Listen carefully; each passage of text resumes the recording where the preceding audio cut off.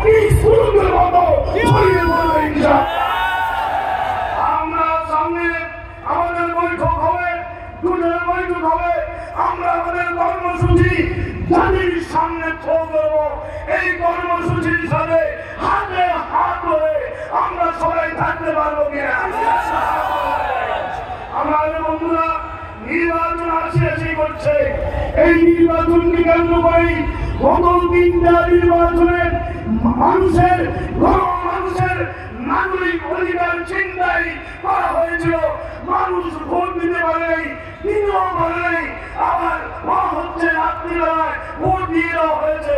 মানার কথা আমরা বলতে চাই, আগামী নির্বাচনে এই সমস্ত ফাঁসলামি চলবে না, চলবে না, চলবে না।